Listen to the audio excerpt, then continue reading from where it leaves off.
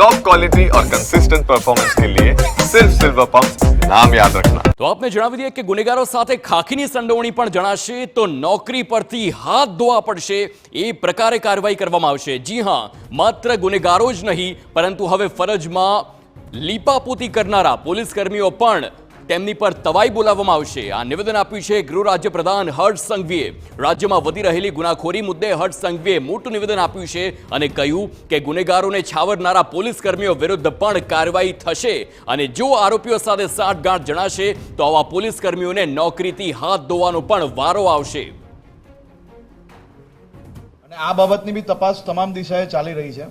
કોઈ બી એક એજન્સી આ બાબતની તપાસો નથી કરતી અને આ પ્રકારના જે પોલીસના કોઈ બી જવાનો આવા લોકો જોડે જો બેસેલા કોઈ બી પ્રકારનો સંપર્ક મળશે તો એમને બી નોકરીથી હાથ ધોવો પડશે।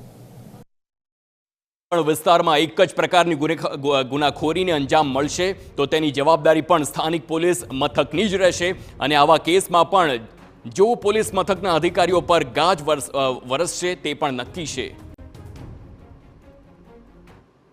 કોઈ બી વિસ્તારની અંદર આ પ્રકારના ગુનાઓ જો હેબિચ્યુઅલ ગુનેગાર દ્વારા થાય તો લોકલ પોલીસ સ્ટેશનની સંપૂર્ણ જવાબદારી છે અને એ પોલીસ સ્ટેશનોની તપાસ જ્યારે બી આવા કોઈ ગુના થતા હોય તો સિનિયર અધિકારી દ્વારા ચાલતી હોય છે।